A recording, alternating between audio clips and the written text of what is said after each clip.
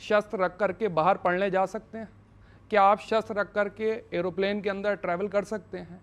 आप अगर इस तरीके की राजनीतिक तौर पे आप कथा करते हैं, आप करिए, आपको मुबारक हो, लोग सुनते हैं, करोड़ों फॉलोअर्स हैं। लेकिन यहाँ राजनीति की बात आती है, आप ममता बनर्जी के ऊपर कह रहे हैं, लेकिन वही ममता बनर्जी जब चंडी पाठ करती हैं तो उनको जो है दूसरे नज़र से देखा जाता है।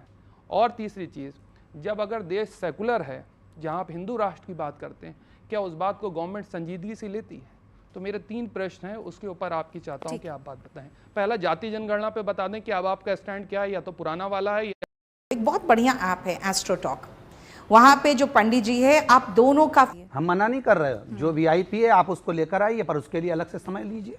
आप जो रेगुलर समय है, भस्म आरती का समय हो या अन्य आरती का समय हो, मंगला आरती का समय हो, जो कोई भी आरती का समय, वो सब जनमानस के लिए। आपका कोई वीआईपी आया है तो उसके लिए आप अलग से रात्रि को 11 बजे 12 बजे बुलाओ। जब भक्त खड़े हुए हैं दर्शन के लिए तो सबसे पहले उनको दर्शन कराओ, वीआईपी के लिए बाद में समय निकालकर वीआईपी कल्चर से लेकर आओ और हमसे दर्शन कराइए।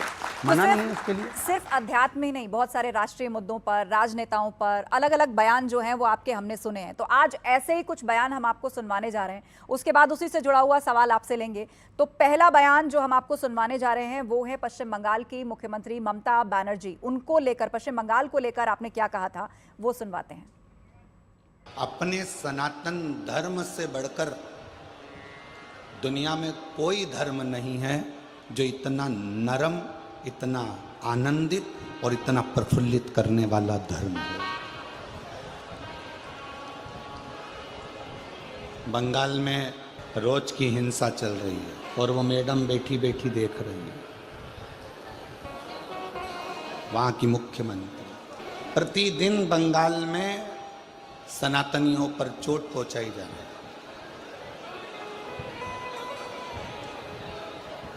पर कहते हैं विनाश काले विपरीत बुद्धि। अब तो लगता है कि उस मैडम को सुधारने के लिए भी एक शिव महापुराण की कथा करना पड़ेगी बंगाल के ही क्षेत्र। तो बात हुई आपकी कभी मैडम से इस बारे में? मैडम तक खबर तो पहुंच गई, वो आपने पहुंचा दी अभी। तो क्या विचार है आगे आपका? विचार क्या, जब बिहार तक पहुंच गए तो बंगाल तक पहुंचने में देरी थोड़ी ना लगेगी। वहां भी पहुंचकर कथा श्रवण कराएंगे। गंगा उत्तराखंड से प्रारंभ होकर जब बंगाल तक जा सकती है तो शिव महापुराण वो गंगा है, वो भी बंगाल तक पहुंचेगी। बस हो सकता है कि जिसकी भक्ति में बल होगा वहाँ शिव पुराण पहुँच जाती है, तो हो सकता है वहाँ के भक्तों में इतना बल हो कि ये गंगा शिव पुराण की वहाँ तक भी पहुँचे।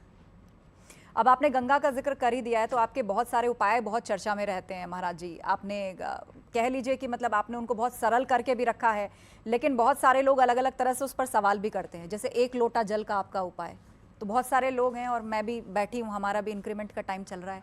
1 लोटा जल काम आएगा? क्यों नहीं काम आएगा। आपने भी कभी जिंदगी में 1 लोटा जल चढ़ाया होगा, इसीलिए आज हमारे साथ में बैठे हो।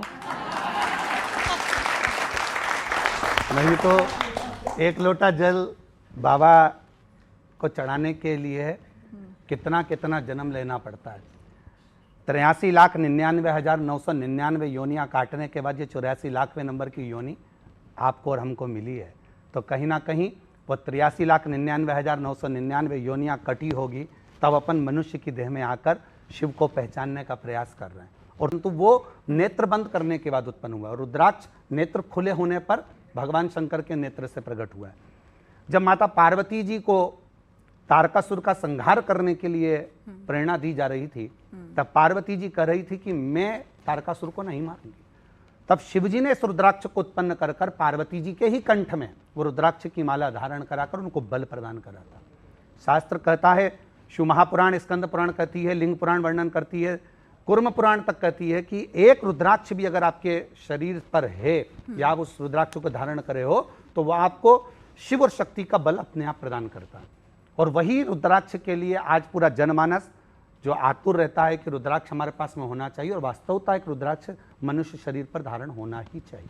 जी, इसके बारे में मैं और विस्तार से जानूंगी, लेकिन 2 और मेहमान हमारे साथ स्टूडियो में हैं। कपिल कक्कड़ जी हैं, तर्कशास्त्री, उनका रुख करते हैं। कपिल जी, आप कोई सवाल महाराज जी से करना चाहते हैं? नहीं, मैं सिर्फ इनसे ये पूछना चाहता हूँ कि 1 लोटा जल के पीछे, मतलब ठीक है आप चढ़ाएं शिव जी को, बहुत अच्छी बात है, श्रद्धा, बट आपने जैसे कहा उससे क्या आदमी का कोई पर्सनल लेवल पे कोई फायदा हो सकता है? क्यों नहीं एक तो होगा?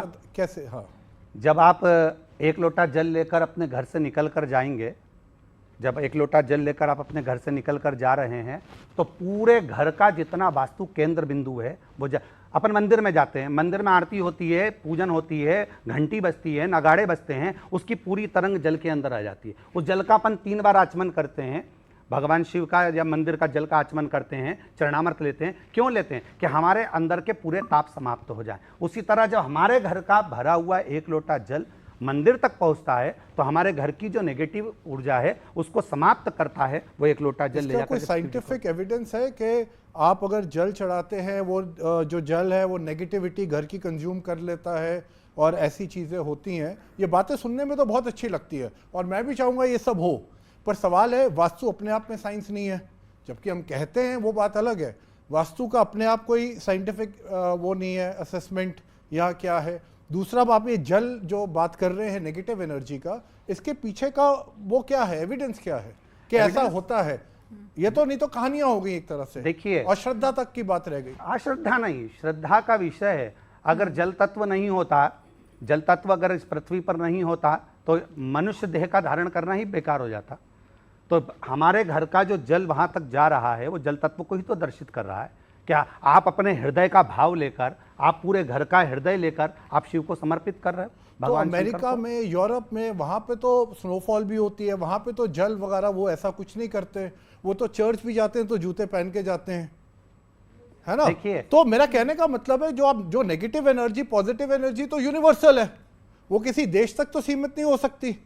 उनका अपना धर्म है, हमारा अपना धर्म है। हाँ, तो फेथ की बात हो गई ना। हमारे धर्म के अनुसार हम जो धारण कर सकते हैं और प्रेरणा दे सकते हैं वह मूल है। तो वो श्रद्धा की बात है, पर जहां तक पानी का, नेगेटिव एनर्जी का, उससे कोई लेना देना नहीं। नहीं, ऐसा नहीं है, नेगेटिव एनर्जी का नहीं लेना है। तो फिर तो शिव जी मस्तक पर गंगा को धारण ही नहीं करते।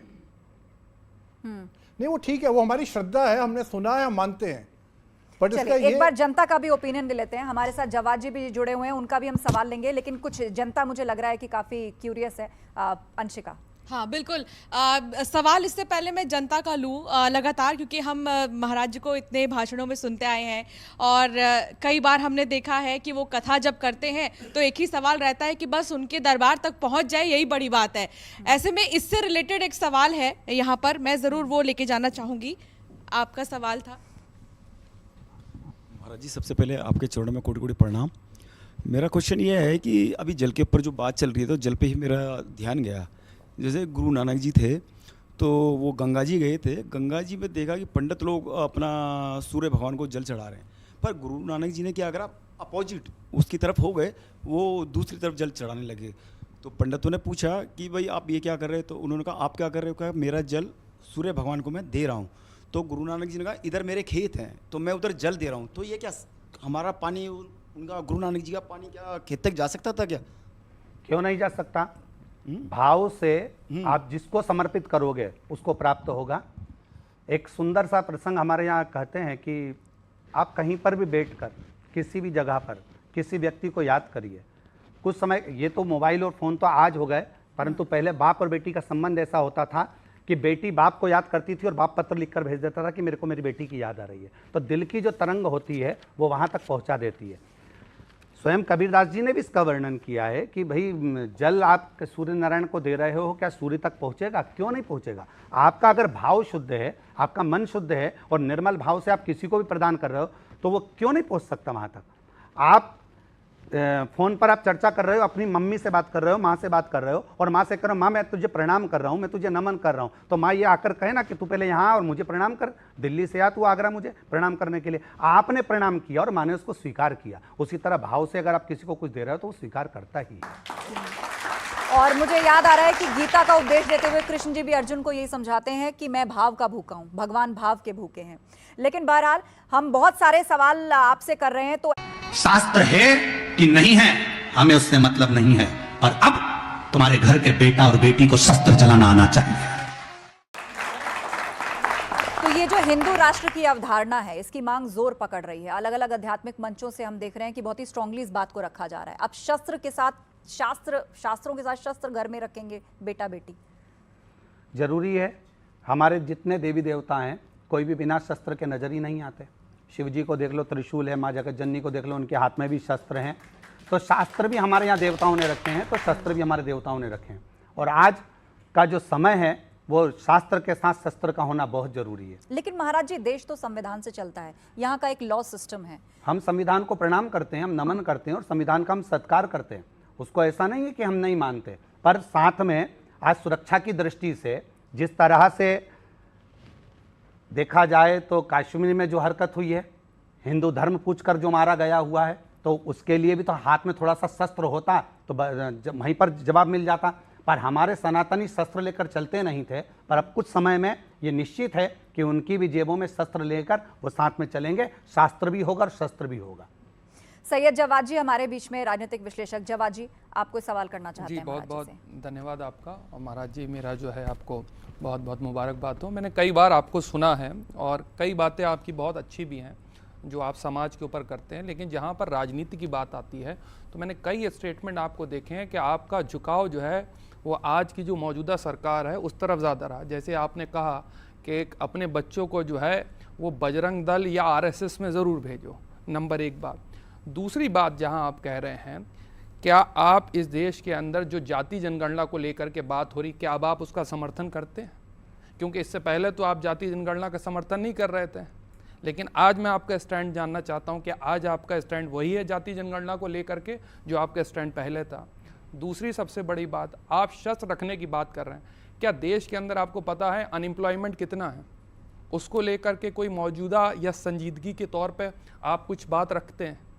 आप तो बिल्कुल एक खुले तौर पे, मुझे कुछ बातें जिसमें अच्छी थी मैं आपकी उसमें तारीफ भी करता हूँ, लेकिन जिस तरीके से आप शस्त्र रखने की बात करते हैं, क्या आज के युवा शस्त्र रख करके बाहर पढ़ने जा सकते हैं? क्या आप शस्त्र रख करके एरोप्लेन के अंदर ट्रैवल कर सकते हैं? आप अगर इस तरीके की राजनीतिक तौर पे आप कथा करते हैं, आप करिए, आपको मुबारक हो, लोग सुनते हैं, करोड़ों फॉलोअर्स हैं।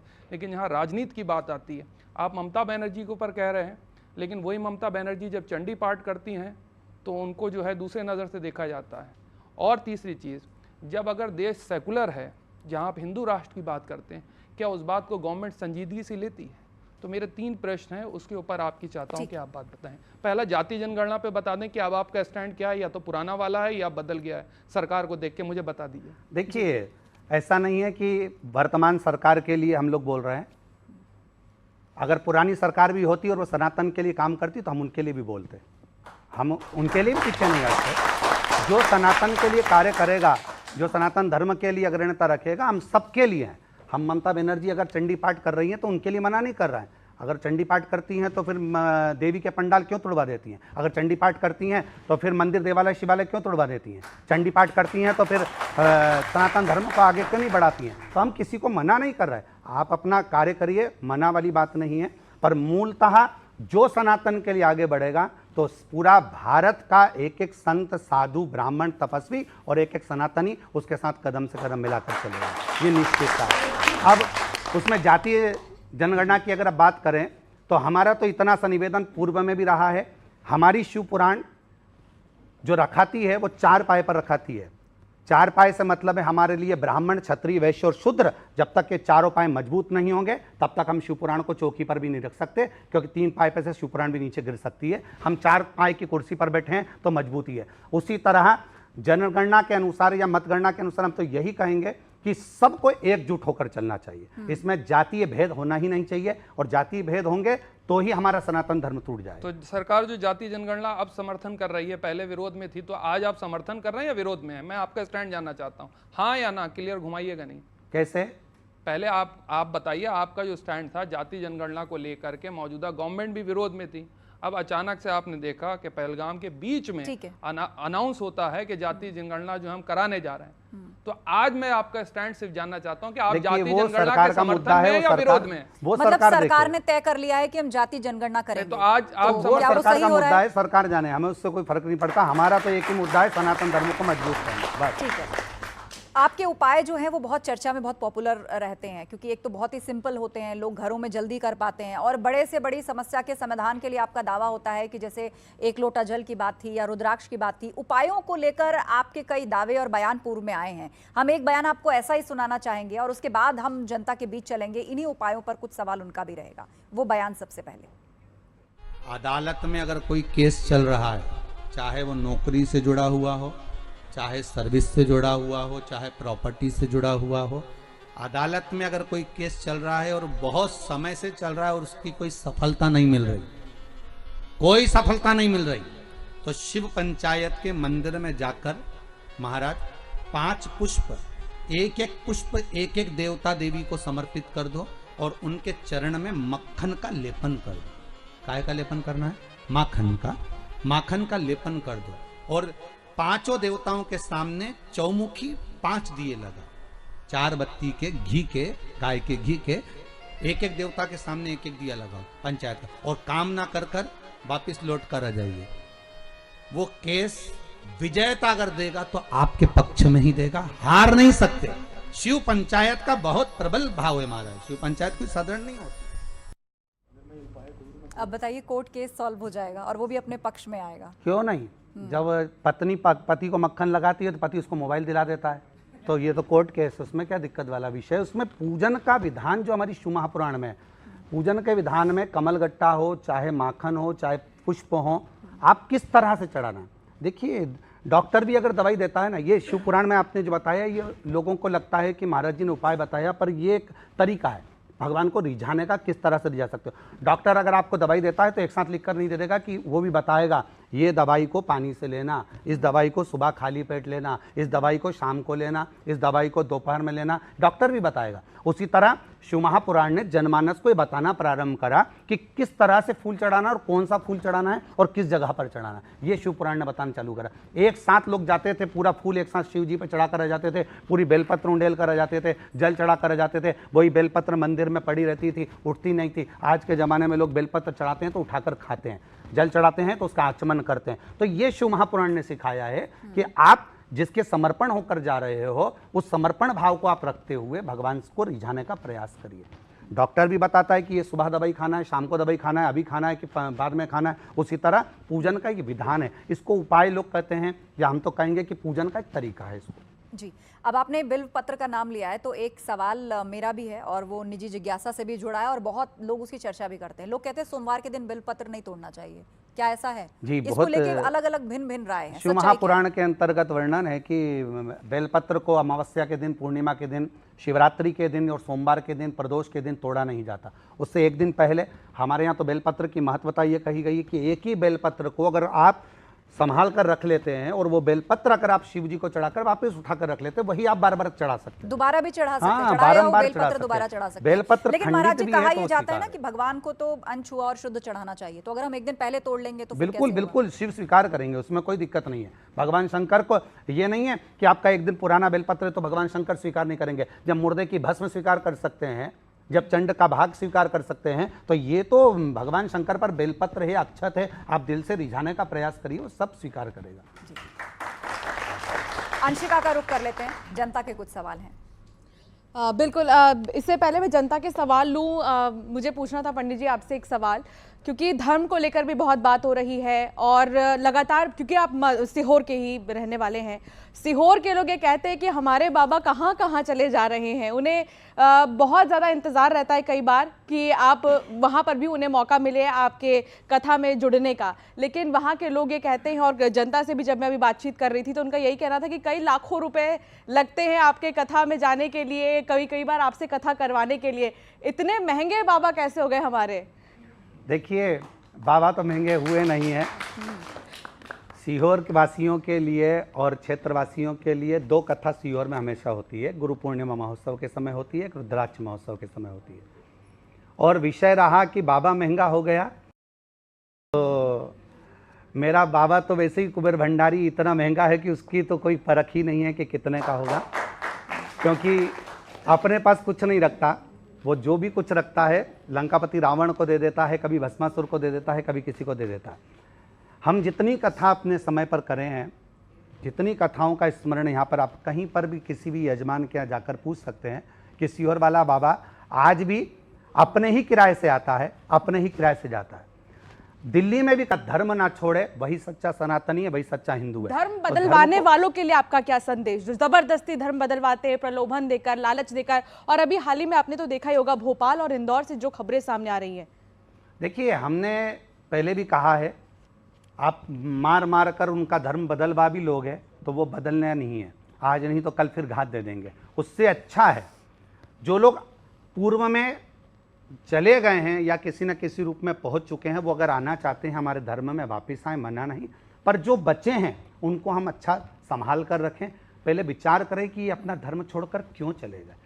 उनको कहीं ना कहीं किसी न किसी रूप में हमने सम्मान नहीं दिया, किसी न किसी रूप में उनकी हमने परवरिश नहीं करी, उनको देख नहीं पाए, उनको हमने अलग रख दिया, इसलिए हो सकता है वो महाराज जी, चलेगा। क्या पर आज के हमारे यहाँ जमाने की में जाति उनको व्यवस्था संभालना भी जरूरी जिम्मेदार है क्या उसकी? जी? क्या हमारी जाति व्यवस्था भी जिम्मेदार है क्या उसकी? देखिए, पूर्व की जो व्यवस्था रही होंगी हो सकता है वो जिम्मेदार हो सकती हैं, पर आज की व्यवस्थाओं में तो आज का पढ़ा लिखा जो नवयुवक बेटा बेटी हैं वो सब चीज़ जानते हैं, और वो जानते हैं कि मूलतः हमें अपनों को अपनाना है। बस मूल एक ही चीज़ है कि इनको किसी भी तरह से वो अपने हो जाए। वापिस पहलगाम की जो घटना हुई उसके बाद पूरे देश में एक एकता की लहर चली कि सबने कहा भाई एक हो जाओ, बंटने से कोई फायदा नहीं है। और उसमें सिर्फ जातियों के नहीं, हर धर्म के लोग शामिल थे, सबने सेना का साथ दिया। और इसका जो नाम रखा गया ऑपरेशन सिंदूर, उस पर देश के कुछ विपक्षी दलों के नेताओं ने एतराज जताया, कहा ये तो सेक्युलर मुल्क है, सिंदूर तो सिर्फ एक धर्म की पहचान है। ऐसा नहीं है, तो सिंदूर एक धर्म की पहचान है तो उस धर्म को दिखा भी तो दिया, सिंदूर को फिर दिखाया ना भारत ने जाकर के। सिंदूर जो लगाती हैं माता हैं, तुमने उस माताओं के माथे के सिंदूर को मिटाया था, इसलिए भारत सरकार ने 2 मस्तक पर सिंदूर धारण करने वाली बेटियों को पहुंचाकर पूरे पाकिस्तान को और पूरे देशों को दिखा दिया कि वही माताओं को भेजा गया जो माथे पर सिंदूर लगाती थी, और दिखाने के लिए पहुंचाया गया कि ये सिंदूर की ताकत है कि अगर तुम सिंदूर मिटाना जानते हो तो भारत की 2 ही बेटियां आपके पूरे पाकिस्तान को और पूरे अन्य जगह को उड़ाने की सामर्थ्यता रखती है। तो ये अगर वो सोचते हैं कि सिंदूर में इतना दम नहीं है, तो वो सिंदूर तो जो हनुमान जी भी लगाए थे सीता जी के सम्मुख में और पूरी लंका में आग लगा दिए थे, वही सिंदूर की परिभाषा आज पूरे जनमानस को दिखा दी है आज की सरकार ने। जी, अंशिका का एक बार रुख करेंगे, लोग इंतजार कर रहे हैं, उनके भी कुछ सवाल हैं। एक सवाल यहाँ से है, आप अपना सवाल पूछिए। गुरुजी प्रणाम। ये एक लोटा जल के बारे में ही बात करना चाहता हूँ। मैं घर में से डेली अपने मंदिर जाता हूँ, डेली शिव को मैं ना 1 लोटा में गुड़ और तिल डाल के चढ़ाता हूँ। क्या ये ठीक है? मतलब ऐसा कुछ उपाय बताइए जो घर में हारी बीमारी हो और बच्चे पढ़ सही रास्ते पे जाएं, संस्कार ही बने, ऐसा कुछ उपाय हो जाए। देखिए, उपाय तो हम लोग कथाओं के माध्यम से ही वर्णन करते हैं, अलग से कभी भी कहीं उपाय बताने के लिए हम लोग नहीं जाते। बस इतना ज़रूर कहूँगा कि अगर आप 1 लोटा जल चढ़ा रहे हैं तो ये निश्चित है कि आपके घर में सुख शांति अपने आप धीरे धीरे आती जाएगी, और बच्चे भी आपने जब से चढ़ाना चालू करा होगा, मेरा विश्वास कहता है कि उस समय से आपने परिवर्तन भी बहुत देखा होगा। सप्लीमेंट्री क्वेश्चन मैं भी रख दूं अगर इजाज़त हो आपकी। बोलिए। एक वृंदावन में महाराज को मैं सुनता हूँ आजकल, वो भी बड़ा यूट्यूब के ऊपर और उस पर सुनता है, प्रेमानंद महाराज जी। मैं उनकी बात को सुन रहा था और उन्होंने बाकायदा इसको पुरजोर तरीके से कहा कि जो बड़े बड़े महाराज हैं जो अपने उपाय बता रहे हैं, मेरी दोनों किडनियां फेल हैं, और कोई आए और ये कहे कि मेरे हाथ पे कोई कलावा बांध दे या कोई जंतुर बांध दे और कहे छू और हो जाओ, मैं पूरे विश्व के अंदर ऐसे लोगों को चैलेंज कर रहा हूँ जो लोग उपाय बताते हैं, और उन्होंने सरासर नकार दिया ऐसे उपायों को। अगर मैं देखूं बाकायदा उनकी चीजें, वो प्रेमानंद महाराज जी ने नकार दिया इस चीज को, और वो महाराज जी खुद कहते हैं कि मेरी दोनों किडनियां फेल हैं, और बाकायदा उनकी डायलिसिस चलती, और करोड़ों लोग उनको सुनते हैं। लेकिन कभी राजनीति के ऊपर, कभी धर्म के ऊपर या कभी राजनीति शास्त्र के ऊपर मैंने उनकी वाणी से ऐसी कोई टिप्पणी नहीं सुनी जिसमें जो है समाज के अंदर लोग डिवाइड की बात करें, चीजें करें। ठीक है, मैं वही जानना चाह रहा आपके अंदर, क्या आप उनकी बात से सहमत हैं? बिल्कुल, क्यों नहीं, हम तो ये कहेंगे। तो फिर उपाय महाराज जो बताए जाते हैं वो तो क्लियर कह रहे हैं कि ऐसे उपाय कोई श्रीमान, एक ही डॉक्टर है, दिल्ली का एक स्पेशलिस्ट डॉक्टर के पास जाइए, हो सकता है आपको उसकी दवाई लग जाए और हो सकता है मुझे नहीं लगे। ऐसे नहीं हो सकता। ऐसा कैसे नहीं हो सकता? नहीं हो सकता, ये तो हो गलत बात। अरे डायग्नोसिस अलग हो सकता है। अब देखिए, यही तो भ्रम फैलाना होता है। यही पाखंड के। आप देखिए, आप शिव पुराण की बात करिए, बहुत अच्छी है, आपकी बातें बहुत अच्छी है, एक ही डॉक्टर क्या है। प्रेमानंद महाराज जी को उपाय नहीं पता है? नहीं नहीं, उपाय वाला विषय नहीं है, आप करो तो आप अरे तो अग्रणता मतलब करिए। उनको ज्ञान नहीं है और- तो इस बात का जी? कि इस बात को उनको ज्ञान नहीं है, प्रेमानंद महाराज अच्छा, जी को ज्ञान प्रेमानंद नहीं है या महाराज जी कोई का ऐसी बात संदर्भ मैं उठाती हूँ। आप सभी लोग, आपका क्वेश्चन मैं समझ गई। आपकी तो मुलाकात भी हुई है प्रेमानंद महाराज जी से? नहीं, मेरी और कभी ये मुलाकात नहीं हुई। आप वृंदावन गए थे? मैं वृंदावन गोवर्धन नाथ जी के दर्शन करने, परिक्रमा करने, यमुना पान करने के लिए जाता हूँ। अच्छा, विश्व में सभी इस बात को लेकर अचंभित हैं कि भाई वो डायलिसिस पे रहते हैं, उनकी जो फिजिकल कंडीशन है उसके बाद भी आज वो चल रहे हैं और कोई मेडिकेशन उनके पास नहीं है, सिर्फ अध्यात्म मार्ग है। तो ऐसे कैसे चमत्कार होते हैं? क्यों नहीं हो अध्यात्म मार्ग सकता? इसमें दिक्कत क्या है? आपकी भक्ति का बल जब जब बढ़ता है तो परमात्मा आपको संभालता है। कहते हैं कि वो विश्वास वाला एक क्रम हम लोग कथाओं में वर्णन करते हैं कि एक संत ने कहा कि जब कोई गिरता है तो उसको शिव संभालता है, भगवान संभालते हैं। एक व्यक्ति ने विचार करा कि जब इतनी बड़ी बात करे तो मैं गिर के ही देख लूं, तो वो कुएं के अंदर गिरने चले गया। फिर उसके मन में आया मैं गिर तो जाऊंगा, और अब भगवान संभालने नहीं आया, तो उसने पाँव में रस्सी बांध ली, रस्सी बांधकर घाट पे बांध लिया और कुएं में लटक गया। अब उसके मन में जब विश्वास था कि वो तू गिरेगा तो भगवान संभालेगा, पर उसका अविश्वास हो गया, उसने पाँव बांधा और कुएं में लटक गया। दूसरा व्यक्ति वहां से निकल रहा था, उसको आवाज आई कि कोई पड़ा हुआ है। उसने रस्सी को खींचना प्रारंभ करा। जैसी रस्सी खींची उसने कहा मुझे उठाना नहीं, मेरे को जगदम्बा में समा जाते हैं, तुकाराम जी हरि विठ्ठल में समा जाते हैं, शरीर ही नहीं मिलता। विश्वास होगा तो ही तो मूर्ति में समाये होंगे। तो विश्वास का बल बड़ा प्रबल होता है। कुछ ऐसा वर्णन है कि किसी की किडनी भी ठीक हो जाए, जैसे इन्होंने बहुत वैलिड पॉइंट उठाया, क्यों कि नहीं? वो अगर कुछ करे कि किडनी ठीक हो जाए, एक सारी सवाल, और समस्या का हल एक लोटा दूसरा- जल। और दूसरा, चाइना में 80% लोग रिलीजन को बिलीव नहीं करते। चाइना का एक ही है, वहां पे 80% लोग रिलीजन में विश्वास नहीं करते, भगवान में, वो सिर्फ कर्मों में विश्वास करते हैं। हम भी करते हैं। अमेरिका में 65% लोग हैं जो भगवान पे विश्वास नहीं करते। अब सवाल ये है, ये जो देश है जो भगवान पे विश्वास नहीं करते, ये आगे क्यों निकल रहे हैं? और मैं आपको एक और चीज बता दूं, फिर आप प्लीज बताइएगा। यूरोप में जो कंट्रीज हैं जो भगवान पे विश्वास करती हैं वो सबसे पीछे हैं, और जो विश्वास नहीं करती वो आगे हैं। ये इसके पीछे आपके हिसाब से क्या कारण क्या हो सकता है? इसको और ये मैं अध्यात्म facts से बता रहा जोड़ना हूं। सही होगा कि देखिए, वो विकसित क्यों है और हम विकासशील ये क्यों आपकी हैं? सोच हो सकती है कि मेरी जो सोच कंट्री नहीं है, भगवान को fact मान है। रही है वो जवाब- पीछे जा जवाब रही सुनिए, उसके है। बाद ये audience आपकी का सोच रुख है करना है। सोच कि नहीं जो है, fact कंट्री है। भगवान को मान रही है वो पीछे हट रही है, आपकी सोच हो सकती है। पर हमारी सोच में तो ये है कि आज भी एक लोटा जल सारी समस्या का हल है, और वो होता ही रहेगा। ये चलिए, निश्चित। एक आखिरी सवाल ऑडियंस से, उसके बाद हम रैपिड फायर राउंड की शुरुआत करेंगे। बोलिए। गुरुदेव, आपके चरणों में कोटि कोटि नमन। मैं पूछना चाहती हूँ कि है ना, जो हम आरओ का जल लेके जाते हैं शिव जी पे, तो आरओ का ले जाना चाहिए या टंकी से जो नल आता है उसका ले जाना चाहिए? कैसा भी जल हो, बस भाव से लेकर जाइए उसको। जल का मूलता ये नहीं है कि आरओ का लेकर जाएंगे कि बिस्लरी का लेकर जाएंगे, आप जो जल भाव से लेकर जाएंगे। एक और क्वेश्चन था कि हमारे है ना, जैसे सासू माँ के टाइम से है ना, ये बट पूजा नहीं होती है। बट सावित्री, हाँ, उनके जैसे है ना, कोई बालक नहीं रहता जैसे, तो है ना, क्या अब हम कर सकते हैं या नहीं? फिर बट नहीं? सावित्री आपके जो पूर्वज करते आए हैं वैसे ही आप उनसे बात कर वैसा कर सकते नहीं, अब करते नहीं है जैसे नहीं, कि तो नहीं करते तो फिर नहीं करेंगे। चलिए, सवाल और उत्सुकताएं बहुत हैं और हम भी तैयार हैं अपने रैपिड फायर राउंड के लिए। महाराज जी, इसमें मैं आपके सामने एक शब्द रखूंगी या एक तस्वीर हम आपको दिखाएंगे, और बहुत ज़्यादा समय आपको नहीं मिलेगा। उसे देखते ही आपको जो पहला थॉट आता है वो आपको रखना है। तो पहला तो मेरा सवाल ही है, पंडित प्रदीप मिश्रा के लिए क्या बड़ा है, राष्ट्र या धर्म? राष्ट्र जो हमारे लिए सबसे पहले है, क्योंकि राष्ट्र की प्रधानता, राष्ट्र की प्रबलता सभी धर्मों को लेकर चल सकती है, तो इसलिए राष्ट्र की मूलता होना जरूरी है। आपने हिंदुओं को 4 बच्चे पैदा करने का वो तो सुझाव दिया। जरूरी है ना आज के समय में। चलिए, कुछ तस्वीर मैं आपको दिखाती हूं और उसके बाद मैं आपसे सवाल करूंगी। तस्वीर, ये तस्वीर आपके सामने है, पीछे भी आप देख सकते हैं यहाँ और लार्जर व्यू में है कि पंडित प्रदीप मिश्रा जी की नजरों में सबसे बड़े बाबा कौन हैं? जगत गुरु राम भद्राचार्य जी, प्रेमानंद महाराज जी, बाबा बागेश्वर जी, या खुद पंडित प्रदीप मिश्रा जी? ये सभी बहुत बड़े हैं, प्रदीप मिश्रा तो बहुत छोटा है इनके आगे। ये सब को नमन है और सबके चरणों में प्रणाम है। मैं तो बहुत छोटा हूँ, ये सब विद्वानों की श्रृंखला में है, विद्वत्ता इनमें इतनी भरी पड़ी है, मुझ में तो वो ज्ञान ही नहीं है जो इन लोगों के भी प्रश्न का उत्तर मैं सही से दे पाऊँ।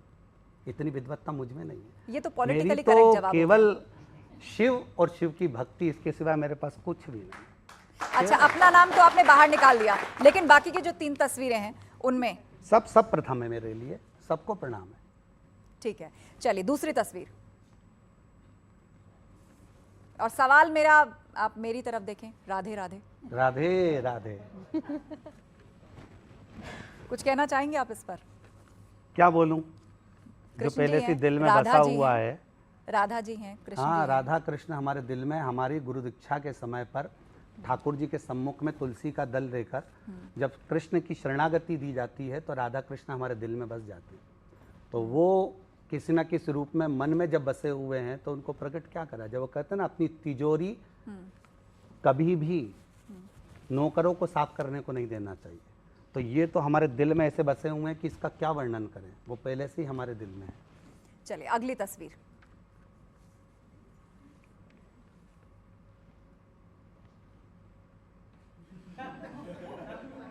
ये दो चेहरे हैं, विश्व विख्यात हैं, और राष्ट्रध्वज भी आप पहचान ही रहे होंगे। अब वो तो उनसे जाकर पूछा जाए कि अभी उनकी क्या स्थिति है, और उनको हमारे भारत के चेहरे दिखाए जाएं तो उनको हो सकता है, मुझे लगता है रात भर नींद ही नहीं आएगी। प्रदीप जी अपने अंदाज में, हैं? प्रदीप जी अपने अंदाज में इनको एक लोटा जल चढ़ाना चाहिए। अब वो तो मेरे हिसाब से। जो जिनकी वर्दी पे इतने मेडल हैं वो तो कह रहे हैं कि दो नेशन थ्योरी है, दोनों बहुत अलग अलग हैं, इतनी कुर्बानियां दी गई हैं एक अलग मुल्क के लिए, ये एक लोटा जल कैसे चढ़ाएंगे? कौन से मुल्क के लिए दिए?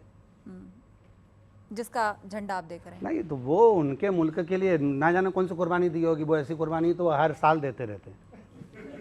ऐसी कुर्बानी से हमें कुछ मतलब नहीं है। मूलतः जो हमारे सनातन पर अगर कहीं उंगली उठाए या आक्षेप करे तो उसको जवाब देने के लिए सनातन धर्म मूलतः में खड़ा हुआ है और मेरा राष्ट्र पूरा खड़ा है। और आज की स्थिति में जो देखा जाए, माननीय प्रधानमंत्री जी हों, गृह मंत्री जी हों, वो पूरा जवाब देने की सामर्थ्यता रखते हैं, भले वो सिंदूर के माध्यम से दें चाहे बिंदी के माध्यम से दें। अभी तो सिंदूर की बारी थी, अभी पायल बिछिया बाकी है। अगली तस्वीर ये देखिए, सेंटर स्टेज। कितना बढ़िया जोरदार तस्वीर है, शेर अलग दिख रहा है। हाँ, तो इसी को कहते हैं बब्बर शेर। सभी से अभी आपने चेहरे दिखाए, अब फिर कोई दिखाया, सबके अपने अपने भाव होते हैं। कोई से अगर अच्छा लगता है, किसी की बातें, भाई साहब की बातें मुझे अच्छी लग रही हैं, इनकी बातें अच्छी लग रही हैं, जो ऑडिशन में बैठे हैं उनकी बातें अच्छी लग रही है, आपकी बातें अच्छी लग रही है। यही हमारे समाज की खूबसूरती है। तो मुझे कि यही सबको सब अपने चीज़ें विचार अच्छा लग रखने रहा की है कि इतनी अच्छी अच्छी बातें मुझे भी सीखने को मिल रही हैं। यहाँ आकर मुझे कुछ मिला है तो ये सीखने को मिला कि इतने सारे लोगों के बीच में बैठकर इनकी कितनी सारी तमन्ना है, इनके अंदर कितनी बोलने की उत्सुकता है। ये लोग घर पे नहीं बोल पाते तो यहाँ पे बोल ही लेते हैं। तो इतना इनका भाव यहाँ पर कितना कितना अच्छा है, तो मुझे अच्छा लग रहा है जी। कि अच्छा, जाते जाते आप क्या संदेश देके जाना चाहेंगे समाज को, युवाओं को? अपने कर्म के प्रति जागरूकता रखें, माता पिता की सेवा करें और शिक्षा के प्रति जागरूक करें। हम पहले भी कथाओं में कहे हैं कि बेटी को कन्यादान मत दीजिए पर शिक्षा का दान जरूर दीजिए। अपने बच्चों को शिक्षा का दान बहुत अच्छा दीजिए। अच्छे और सभी लोगों के सवालों के आपने जवाब दिए। ढेर सारी शुभकामनाओं के साथ प्रणाम। शिवाय नमस्तुभ्यम। नमस्कार।